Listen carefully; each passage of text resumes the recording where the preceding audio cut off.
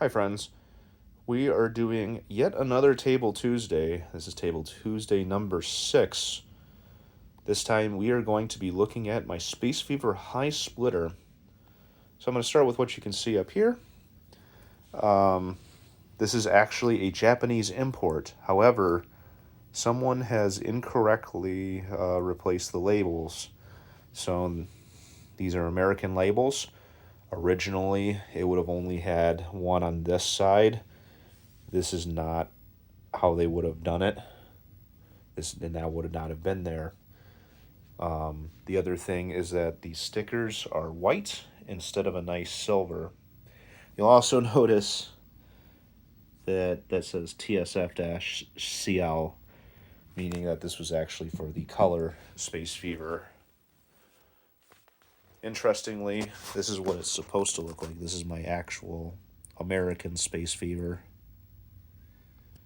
So, and interestingly, it doesn't have this CL on here. So, I don't know where that came from.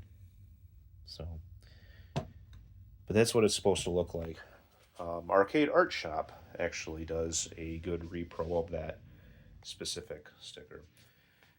So the other way I know that this is actually a Japanese import is you'll see that it says 100 volts and is a Nintendo Leisure System serial tag. The implication here is that it's a Japanese import. Hopefully the transformer was converted. I haven't checked yet. That is on my to-do list of things to do. But I'm not running it that long, so no harm, no foul. On this specific unit, someone had pulled the Asahi mech out and put a button here. Now that I think about it, I'm wondering if I can actually make it operate like a normal Asahi mech with what I have. Looking at it, I'm actually missing the button for that. That's really funny. I wonder if I can source that from either another mech or a trashed face or something like that. Anyway, it doesn't matter for now because I've actually written a free play mod for this game. And you can actually see play Space Fever, Hisplitter, free play. So you can find that mod on my GitHub, or the patch for the mod. Looking at the control panel, it uses a standard Space Fever joystick. It has 2-player buttons, or player 1 start, player 2 start, and then it has game select. Space Fever Hisplitter had 3 games you can select between, and the fire button. This control panel overlay is of particularly poor quality at this point. Unfortunately, Nintendo used a silkscreen that was fairly easy to rub off with just your hands. And you can see from just over the years of people playing it, holding it like this, unfortunately just rubbed the silkscreen off. I don't have a lead on a replacement as of right now, but that's something I can probably make in the future. But I'm not really worried about that right now. It's actually kind of interesting. There's 2 types of Space Fever control panels that I've noticed. One with different colored start button or game select buttons, and one with 3 yellow ones.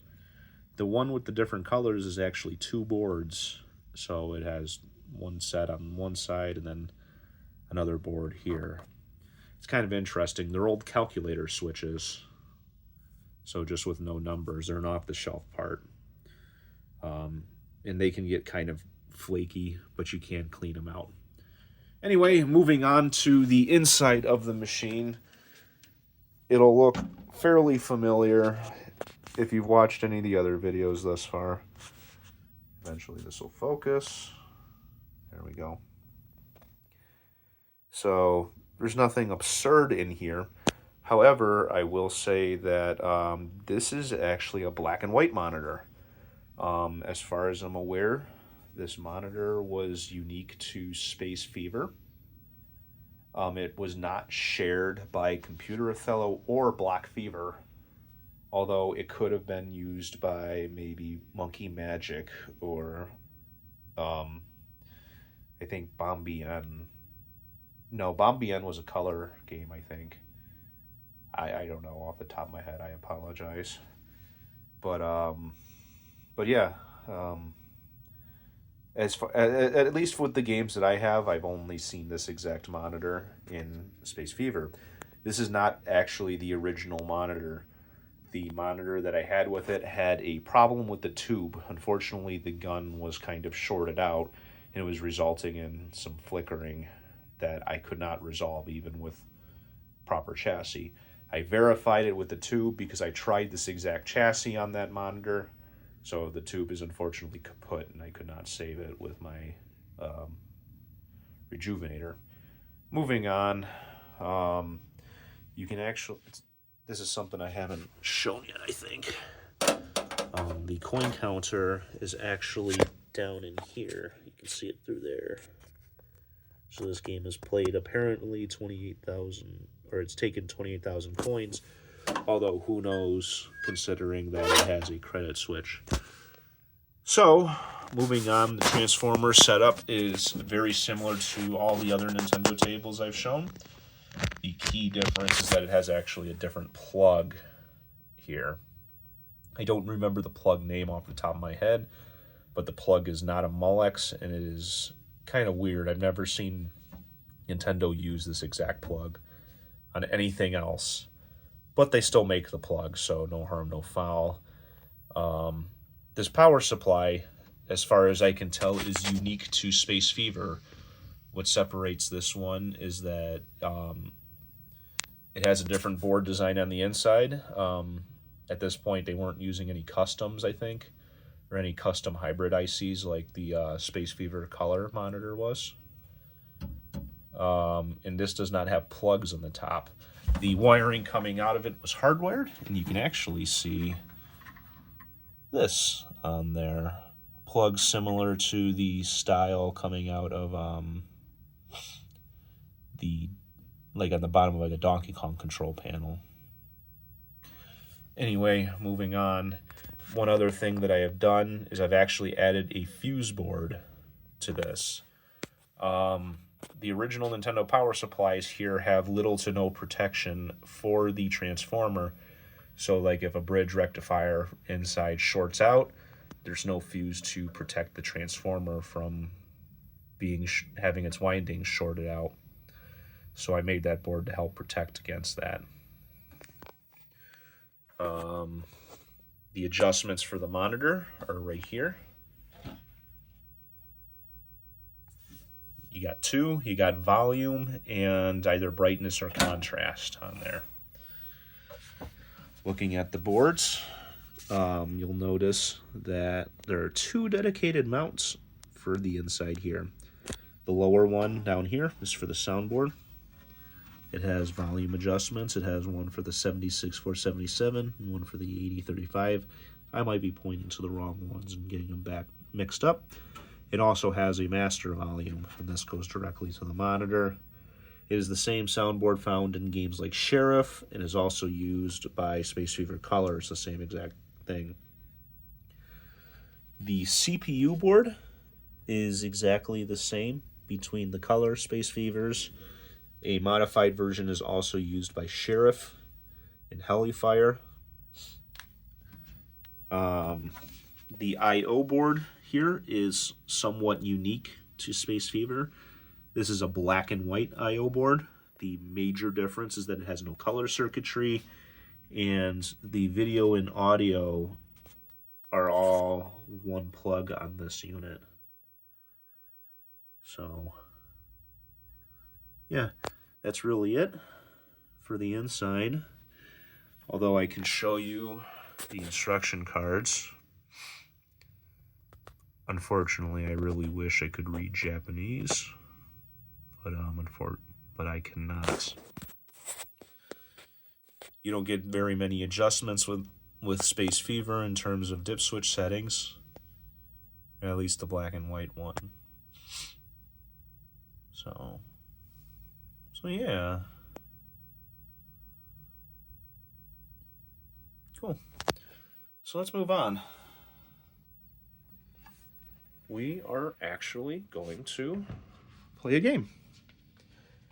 And by play a game, I mean I am going to show you all three.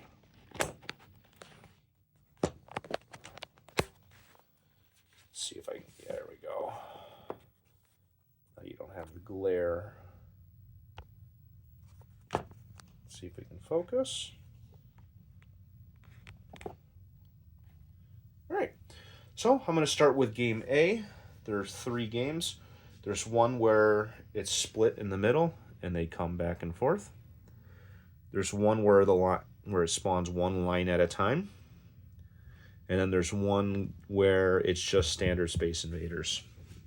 So let's play a game.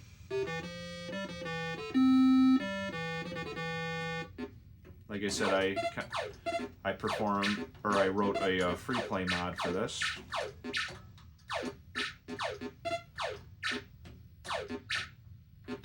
I'm sorry. This one's different. They kind of go in a box formation. See, this is where having the correct instruction cards makes a big difference. Oh, I almost hit it! I have never actually hit the saucer after it's split.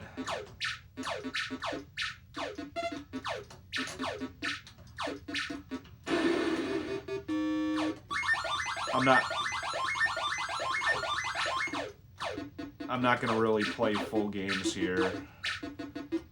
Just enough to kind of give you guys an idea of what's going on here.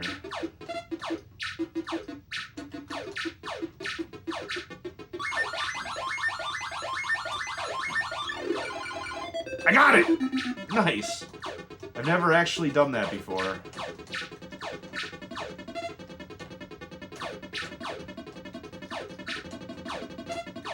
That was cool. I'm very happy with myself.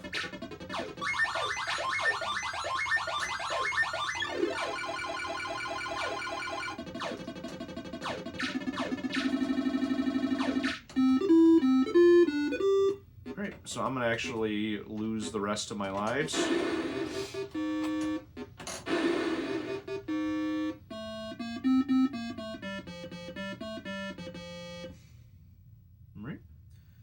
So that was actually the high score for today. So labeled it as such. So now we're gonna play a game of B.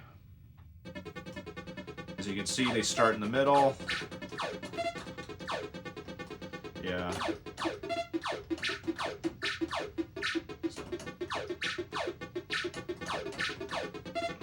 I didn't mean to lie about how the games were. I was just looking at the wrong instructions here. I'm actually a little bit frustrated now. Once again, Arcade Art Shop has all the correct artwork for these machines available for purchase, including proper instructions for Space Fever Hisplitter. So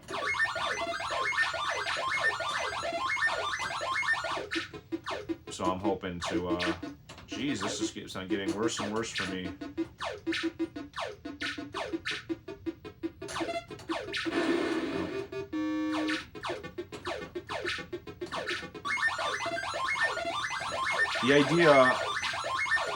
The idea is to hit the big invaders right in the middle, because if you hit them right in the middle, they won't actually split up like that. They'll just...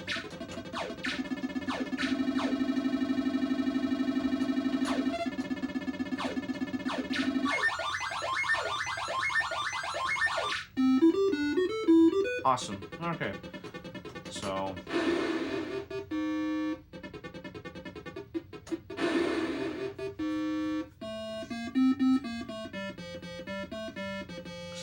that was game B. We have one more. We have game C. So this is just your standard Space Invaders. Y'all have seen it a million times. Just the difference is that the invaders are quite big and they split up. Overall, Space Fever Hisplitter is a bit better than Space Fever, but that's just me. I think it's more fun. I'm not gonna really finish this level because it's basically the same as all the others.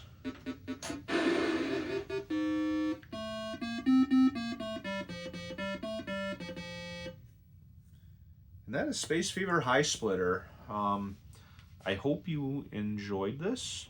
Hope you learned something about Space Fever and the black and white Space Fever machines. I'm thinking that next week I will probably show you the color version, and it'll just be normal Space Fever.